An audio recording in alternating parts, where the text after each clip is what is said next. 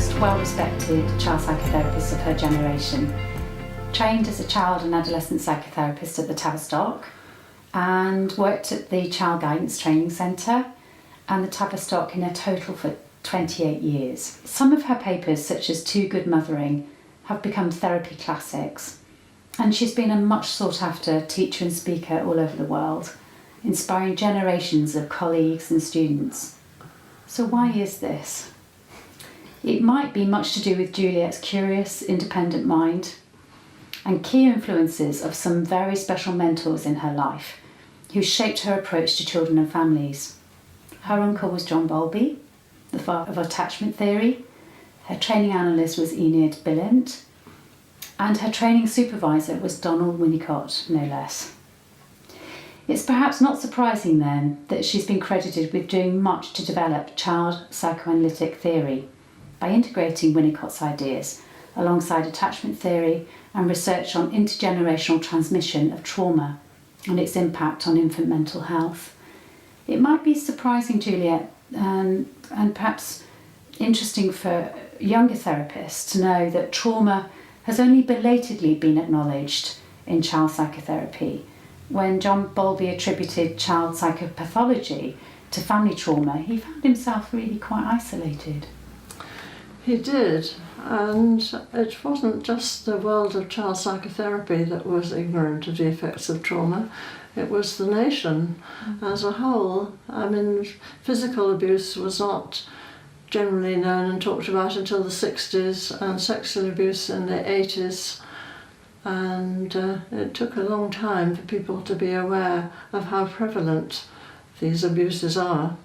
And what effect that has on child pathology. Yes, indeed. And now things have started to change, particularly in the last 20 years, would you say?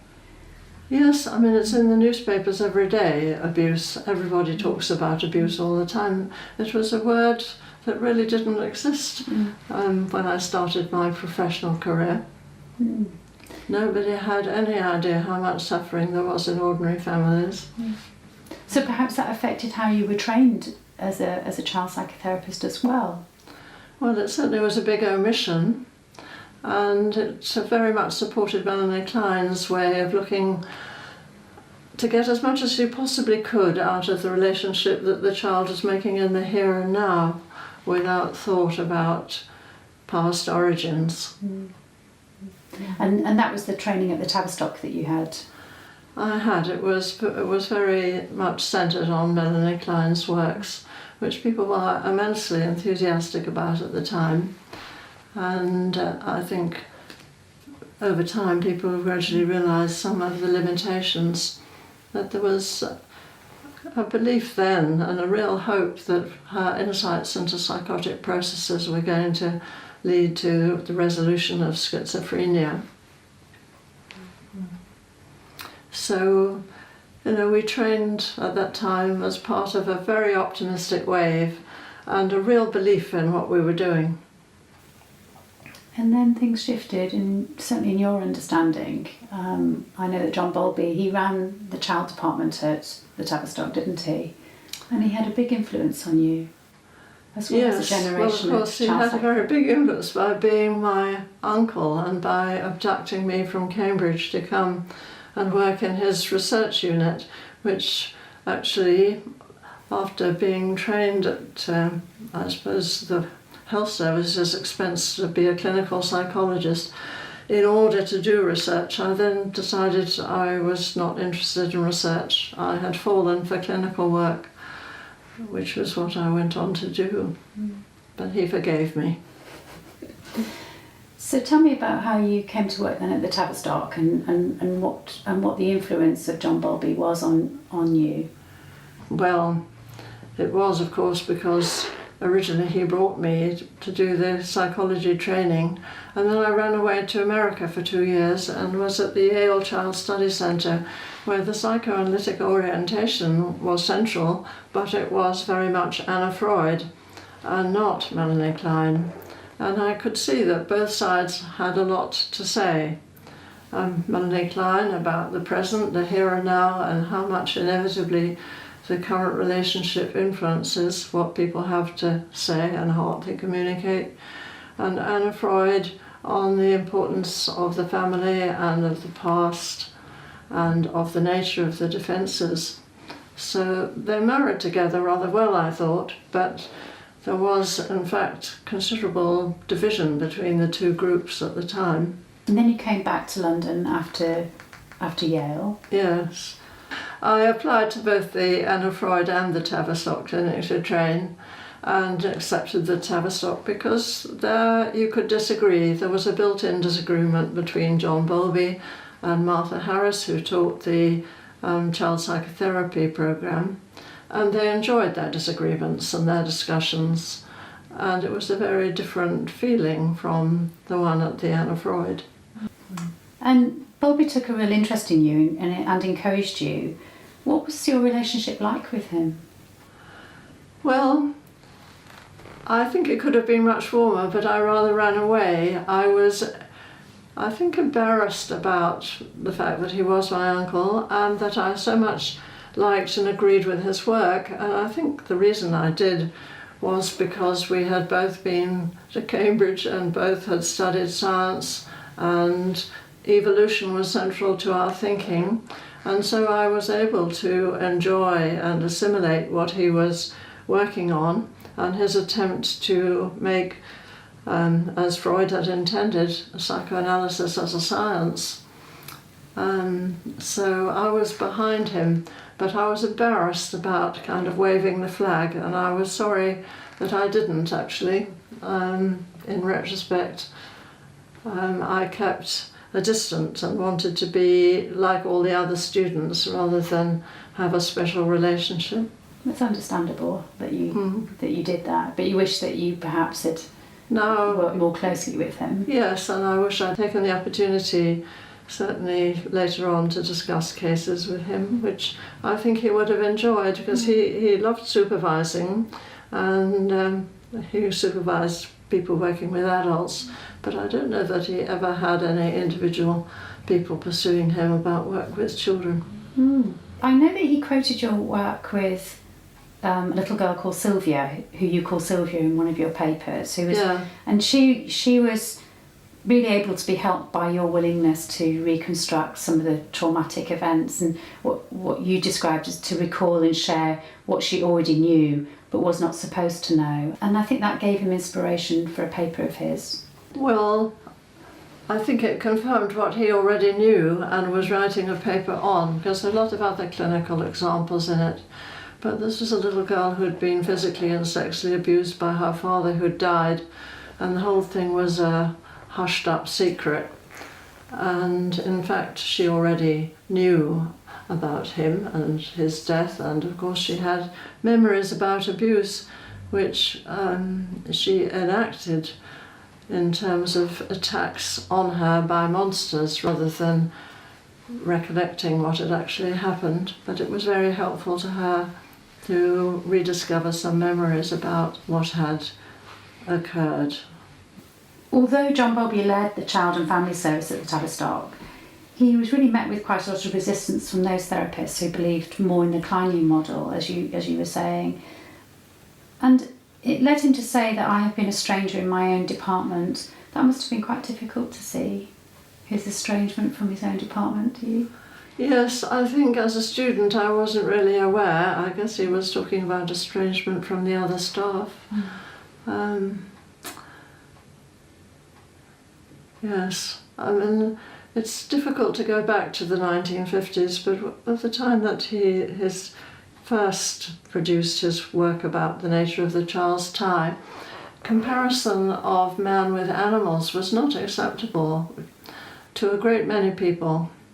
I mean, the great fact of evolution had not been widely accepted, and some of his ideas were just improbable and ridiculously shocking.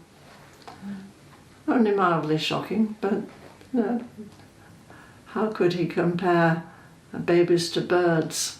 This was really quite original thinking that took an awful lot of time for people to be able to take on board and digest and start changing their practice or their theoretical models. And it met with quite a lot of resistance.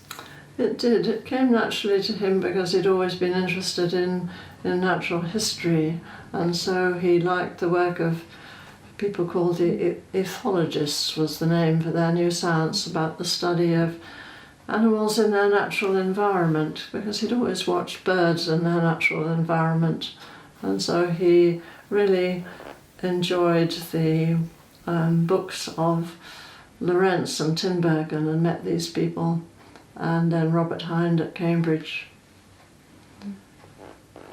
But certainly his dependence on animal studies was one thing which contributed to alienation from psychoanalysts in some instances, yes. And of course some psychoanalysts still say attachment theory is not psychoanalysis and shouldn't be a part of psychoanalysis. Well, it's very strange because to me it's about the origin of our defences, and was what Mary Ainsworth's research was about.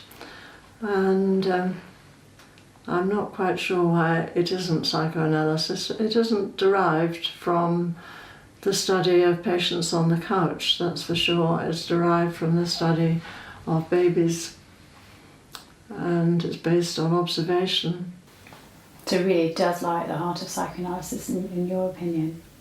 Yes, and the variable that he introduced from safety and security to fear and danger is central, I guess, to our thinking. And at the time that I started the child training, the idea was to keep the level of the child's anxiety high to motivate them towards change, whereas he brought in another side of the child needing to feel secure. But of course there are problems when the child's security is linked to their defences. The defences are what are helping them to manage. And, well, that's the whole issue about how to do child psychotherapy. So there's a different technical points that you're making there. Mm. So I'm curious about John Bowlby's legacy. I know it's something that you've really been involved in terms of its integration, use throughout the world, and its acceptance. And of course he's now known, I mean he's famous for his attachment theory, and it's been taken up by others and applied in different ways. But do you think he is given the credit at the Tavistock that he is due? I've never been especially honoured at the Tavistock or by the Institute of Psychoanalysis. Respected, but not one of their favoured or most admired people, and quite often inadvertently left off lists of distinguished past members and so forth. Yeah, and he was felt to be outside the psychoanalytic fold, a man with some interesting original ideas, but not central to psychoanalysis, as he wanted to be. And that must feel quite disappointing, that is still happening in this day and age. Well, I'm not disappointed about the general acceptance of attachment thinking, which I think is very widely disseminated in the child guidance clinics throughout the nation, though you do hear some rather strange versions of it from time to time. I'm interested, how did you position yourself while this opposition at the time to his attachment theory was going on? Did it lead you to feeling alienated? No, the opposition was between my uncle and the Institute of Psychoanalysis, and as I said, he could enjoy disagreements with Matty Harris in the Tavistock, but then they'd be disagreeing about particular clinical cases, and they agreed about a lot of them as well. So it was all quite amiable. I wasn't really exposed to conflict, or I bypassed it. I'm good at bypassing conflict. I think social action was quite an important part of your childhood. Your mother was Evelyn Phelps Brown, who helped start the Pre-Play Groups Association, and your father was an influential economist, Professor Henry Phelps Brown, who wrote about economic and social responsibility. About the importance of equality was his last book, yes. So social action was quite a big part of your childhood and perhaps influenced you taking on the career you did in the end, did it? It might have been, except my father never talked about work at all at home. And my mother was very important in getting me into this field because she was in analysis with Joan Riviere when I was a child. In fact, I believe that inside her womb I lay on Joan Riviere's couch. And I've even discovered that my uncle John was in analysis with Joan Riviere at the same time as my mother. But that sort of things happened more often in those days. Wouldn't be allowed now, would it?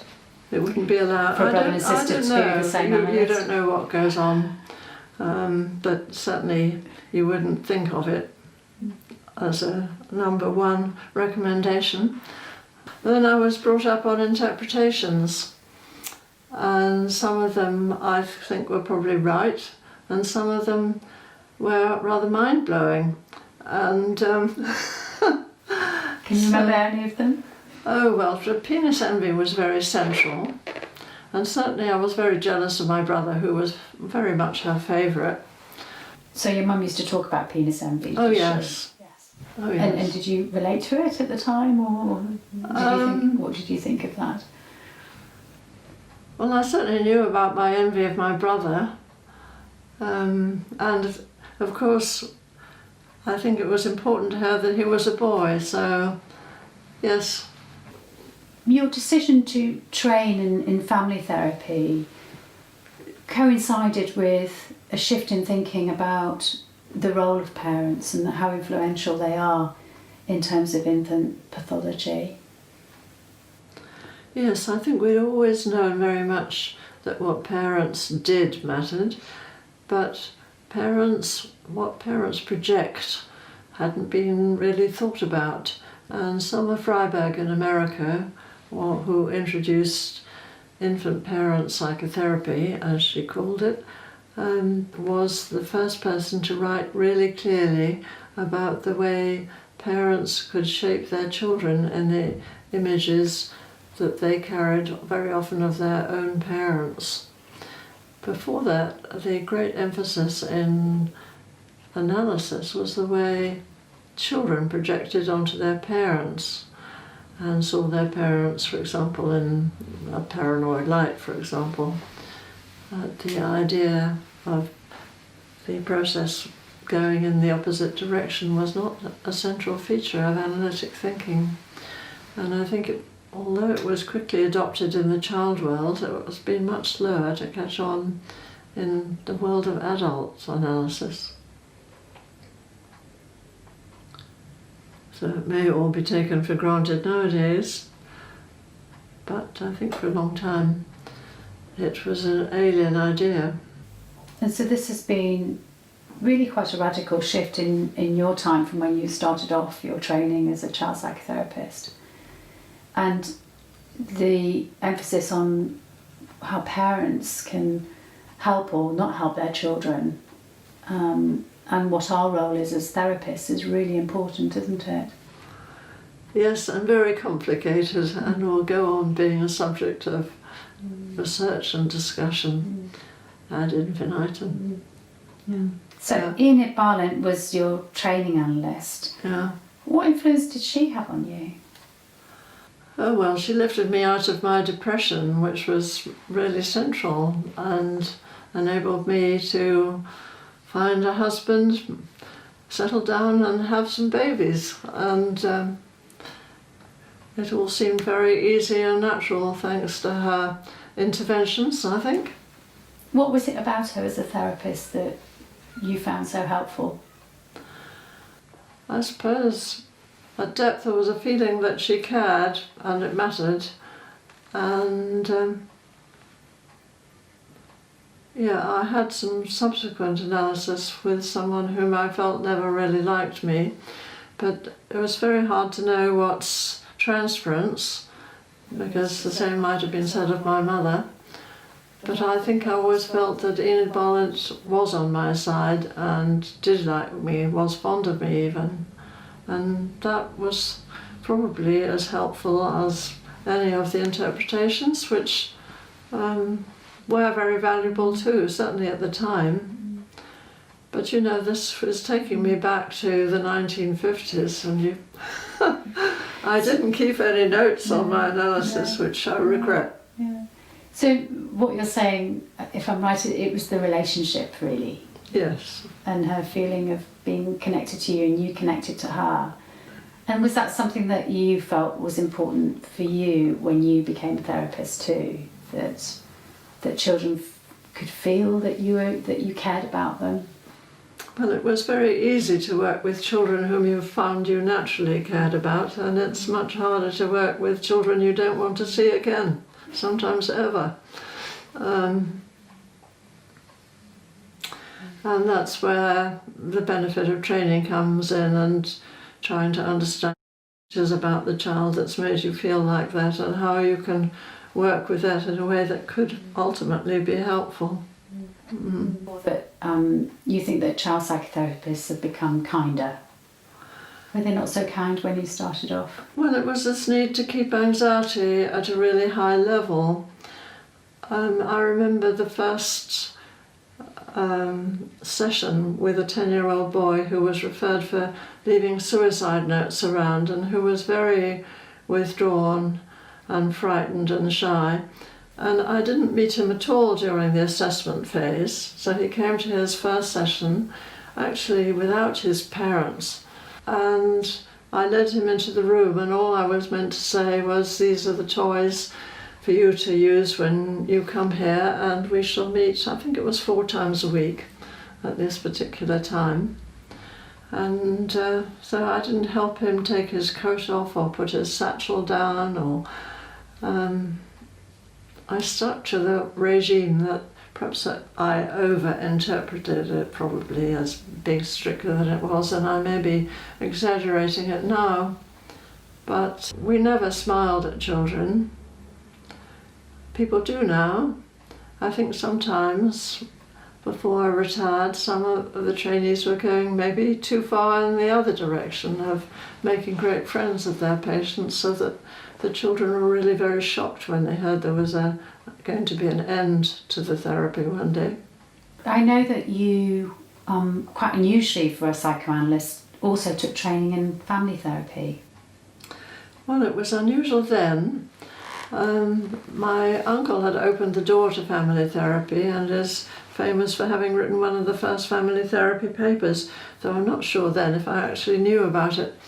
But I had realised increasingly how important families were in determining symptoms, which I guess we knew, but about the importance of family communication, I think, and the great benefit there could be in sharing family concerns and anxieties all together before actually starting individual therapy for a child who might well need it for himself. But a lot could be gained from all meeting together. And so I decided I would like to train as a family therapist, and John Bing Hall, who was the only analytically oriented family therapist in the Tavistock Clinic at that time, and I was lucky enough to join his group, and he was my supervisor. So I learnt to be viewed through the one-way vision screen and all of that. Quite different from the way we train child psychotherapists. People might not know about these screens. Would you explain? The one-way screen? Well, the student interviews the family on one side of the screen, and the screen is a mirror from the point of view of the family. But on the other side of what appears to be a mirror is the supervisor, and maybe observing students who watch what happens and can talk about it in hushed tones, and use their understanding to give to the student. Either sometimes it can be done through a bug in the ear during the session, or they can call a halt and there can be an exchange of discussion. And the family is always introduced to the people behind the screen and knows that they're there if they want to meet them. It's not a secretive or furtive operation, but it's can be a very helpful way of getting additional insights. And certainly some child therapy trainings in America use recorded sessions for views and supervision. I'm quite interested in your work on children who've been adopted, and your paper, Overcoming a Child's Resistance, I think is one of the best insights into the minds of adopted children I've ever read. You wrote that the most crucial contribution to the child's willingness to risk further attachments is probably the therapist's capacity to contain all the negative emotions of fright without solution, as these are gradually externalised. I thought that was really an important part of the work with children who've been really traumatised, that as therapists we must know about.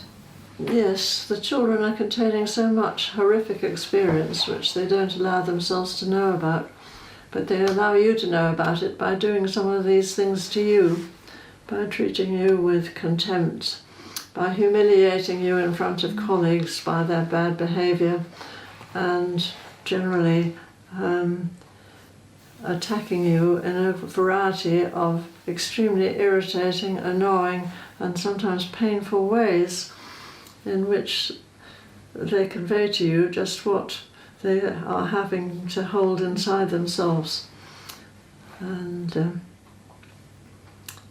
yes, I forget what the quote was. I probably put it much better than I can now. But well, you also say in that paper, which I think is quite crucial and an interesting technical point, you say that new attachments can begin even without the need to reconstruct the trauma or consciously to revisit the past.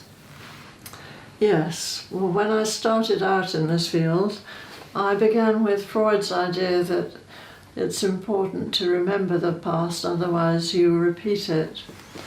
And I discovered through experience and through the experience of others, which has been widely written about, that the fact of containing negative emotions is often sufficient to start a change at least.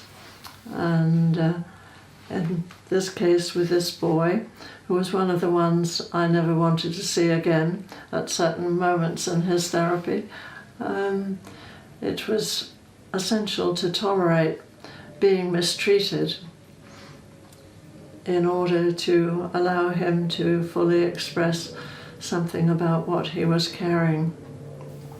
Can you say more about this tolerating being mistreated? What that does for a child, how that helps a child? It gives words to experiences like humiliation, shame, pain, hurting. It makes the child aware that he wants to do these things, which is a step towards thinking about them. I wonder whether, you know, in the process of containing what you're given is something quite raw, and yes. Being able to contain it, you are then being able to sort of make it into becomes something else that can be thought about because it's put into words. Yes. Yes. Yeah. I think you put it very well. That's certainly a very large component of it. Yeah. Something else that I read that really resonated for me. I know that a lot of parents are worried about the relationship between a therapist and a child, and the therapist becoming more important to the child than they are.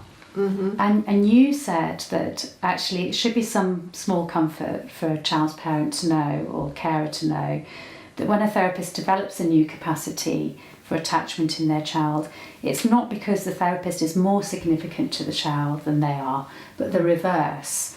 And you said that therapists can be tested and risks can be taken because there's much less at stake. Mm-hmm. And they provide a trial ground where new developments can be explored before they are taken safely home. I thought that was very nicely put. So it makes a very nice quote that And it's certainly true that the therapist is always much less important than the parents, and you can risk driving them away, or long for them to want to drive you away, long for them to terminate the therapy and get rid of you in a way that they wouldn't dare, by and large, usually with their parents. Yeah. And I think it's being this testing ground that I think can be very helpful for children, can't it? That they can test out on you as a therapist. Yes, and it's time limited, which makes it tolerable for the therapist. 50 minutes can seem an eternity sometimes, but it isn't, it does end. It's interesting, you've mentioned this a few times about the difficulty of actually bearing some of these very disturbed children. It really is a very, very hard task, isn't it, for therapists to be able to do that, to be able to bear with the difficulties of these children, if there's going to be a change. Yes, I think it is, and it's why we need very good training and analysis and support, and aren't expected to do therapeutic work with large numbers of these children at the same time. We need balanced caseloads. And do you think that perhaps is not happening so much these days? I don't know what's happening now, but I know some people specialise in this area, but I think it's very often combined with consultation to agencies and parents, and not simply working with children. As we've become more knowledgeable about the body and particularly about the influence of neurobiology on our thinking, has that also had an influence on your thinking about children who've been traumatised as well? I think the simple answer is no, not really. I mean, I'm very glad that the problem is being tackled from another angle. But I have a friend who specialises in all this knowledge, and I asked her in what way it was actually helpful clinically, and she thought for a long time and surprised herself by only coming up with one suggestion, which was that where the clients are mature enough, teenagers or whatever, it's helpful to them to know that there's a real reason that the brain is involved. But I rather go along with, I think, the professor of neurobiology, who said that there's as much direct relevance between what happens in a therapy session and neurobiology as between what happens in a telephone call and what's going on in the telephone wires. And so, although I did do physiology and pathology as part of my original degree, I've never really found a way of looking at it that has changed a clinical approach in any way. So I hope one day they're going to come up with real therapeutic changes. I've found sometimes it can be helpful increasing levels of empathy from teachers, maybe even parents, when you explain Yes, indeed. what's happening neurobiologically. Yes, I guess that's the same as what my friend was saying.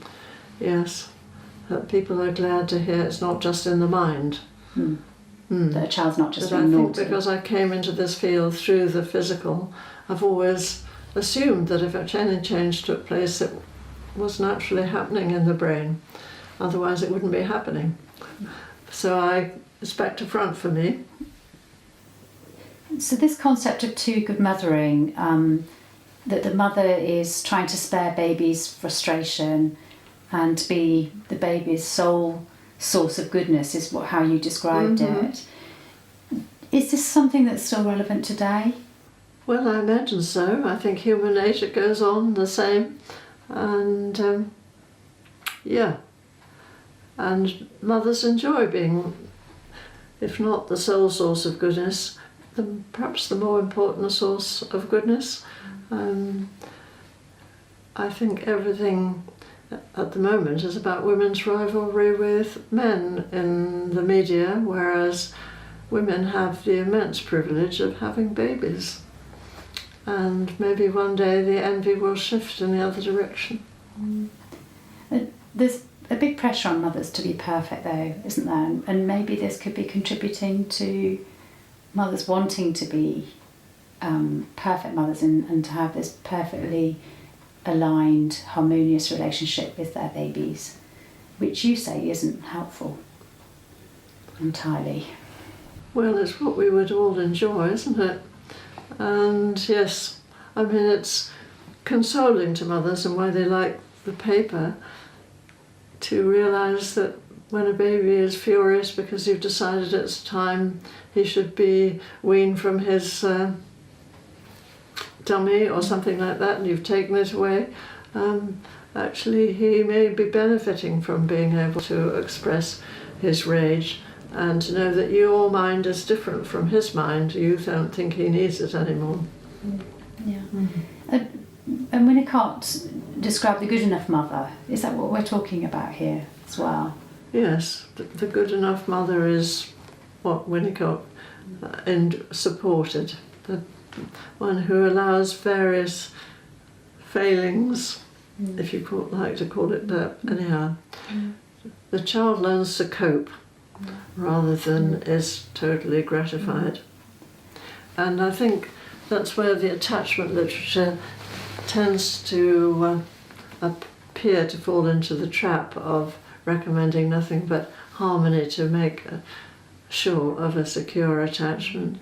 So there's something in the frustration of the relationship that builds capacity in a child that helps them discover how to put things right. Yes. And don't leave it all to mother. And this built on, I think, on Winnicott's ideas about the importance of allowing children to be appropriately frustrated. And I wondered, as your supervisor, I think you were the only child psychotherapist, weren't you, supervised by Winnicott, about his influence on you and what it was like being in supervision with Donald Winnicott. Yes, I think I was the only one. I never heard of anybody else, and the only one because the Tavistock approved their particular supervisors, who were Kleinian, and the Anna Freud chose theirs, who had all done the Anna Freud training, as there was this significant division. I think Winnicott supervised analysts who may be trained as child analysts but not child psychotherapists. And what was it like? Well, he saw me at lunchtime and he sat with his eyes closed, and while he drank a cup of coffee after lunch, and that made me very uncomfortable because I felt he would really have liked a nap. He was well into his 70s then. And in fact, much later I learnt that he liked to supervise with his eyes shut. This was his way of visualising what was going on between the student and the child. So I needn't have worried so much that he was wanting to sleep. And he did reveal that he always had been listening, but he never gave advice and he never told me what to say. And in those ways, as a beginning psychotherapist, I was really quite disappointed. He would think about what was going on and possible ways, alternative ways of looking at it, and leave it to me as to what I would say or do about it. And no help at all with practical things like, the child taking their clothes off in the session or peeing on the floor. No.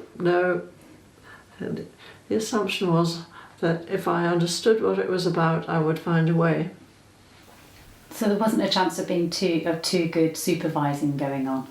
No, I certainly couldn't go away and be a Winnicott. No. An appropriate level of frustration, was there? Or perhaps too much frustration on your part? Yes. I don't know how aware he was that he was frustrating in that respect. But in retrospect, what do you think you gained from that experience of being with him? Certainly an encouragement to think for myself, a belief that I would find a way even if I couldn't immediately come to one, and the feeling that sometimes even the experts don't know, because I think I got the message sometimes that he didn't know what he would have done. So there might have been some comfort in that. Yes. Yes. One of your training cases, I think, was Paddy, who couldn't play, and you found yourself in the room trying to remember your training and the interpretations that you'd been taught how to give, and you just found yourself not being able to give an interpretation. And I know Winnicott's thinking about the capacity to play, and that interpretations are just not useful. And can cause confusion if a child is not at that stage of being able to take it in. Right, I think he was very helpful there in allowing me to see that actually giving names to feelings was a form of interpretation, as it provides a symbolic meaning, if you like. And so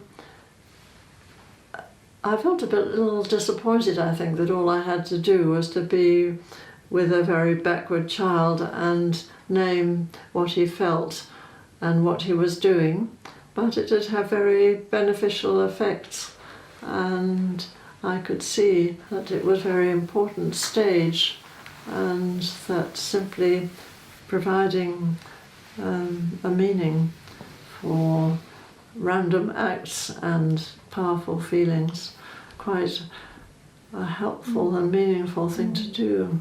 Is that what we would call marking as well? That you were marking his feelings, you were tracking his feelings and his Yes, play? I don't know where the term marking comes in. I think it was around at the time, but I think it is an example of it, isn't it? So this is working at a very simple level. Yes. But That's right. obviously it had quite a powerful effect on Paddy. Yes, I think because his parents had never done it. And whereas it seems so natural to many parents just to talk to their babies and young children about what they're doing and what they're feeling, some don't.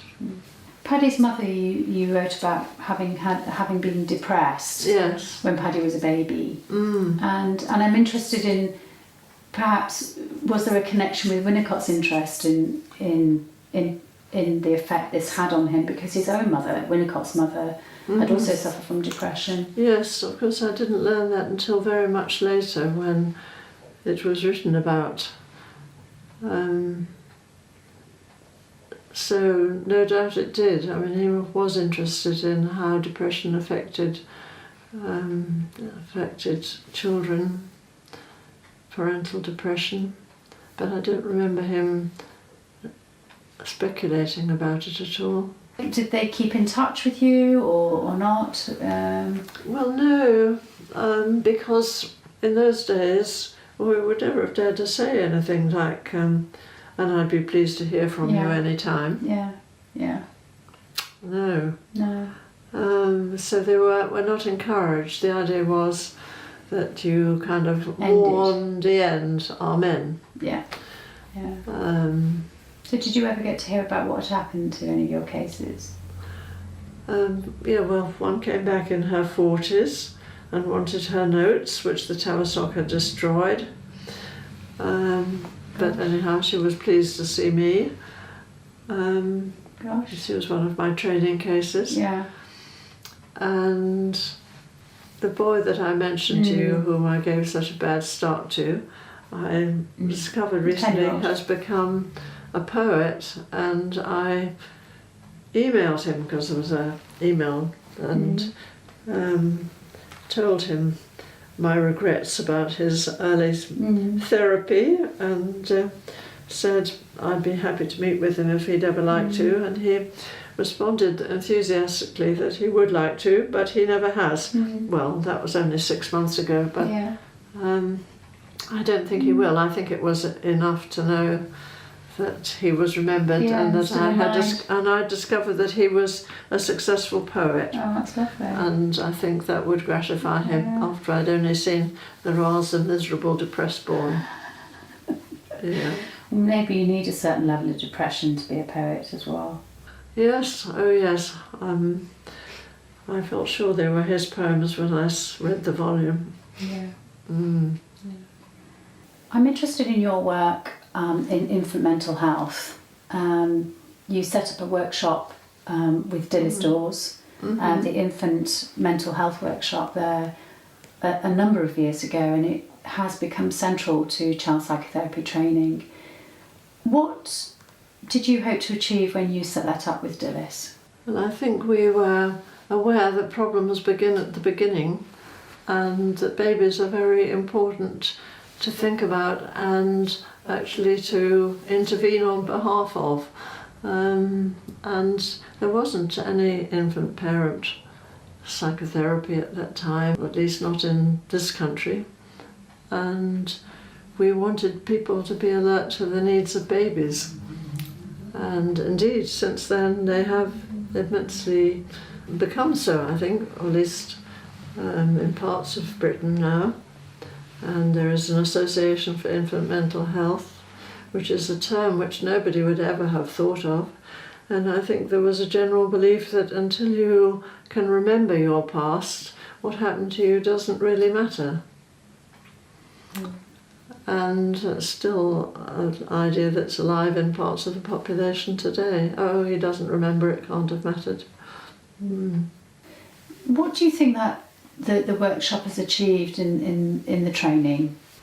What we set up was a course, which was a half a day a week, when people came from outside the Tavistock to have 2 seminars. And subsequently, I think there was a clinical workshop that was developed. And that's been since I left the training, or not, that's not right. I overlapped for a while with that, but it was never a part of it. And I mean, it's a logical development from infant observation of babies in their own homes to thinking about babies who need special care, protection, or have parents who need help with them.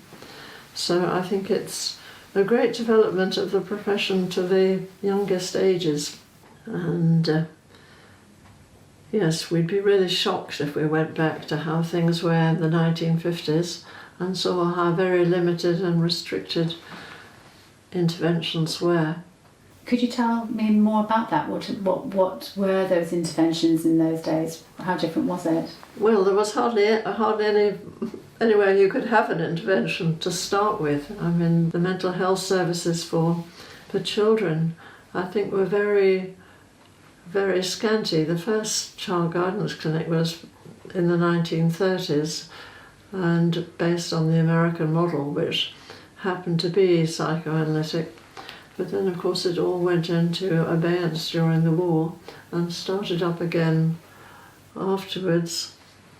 But you know, I'm ignorant. I know John Bowlby went and talked at a mother and baby discussion group, which maybe he even started, for all I know, at a local baby clinic. So there were baby clinics where people could no doubt go and talk with nurses about problems.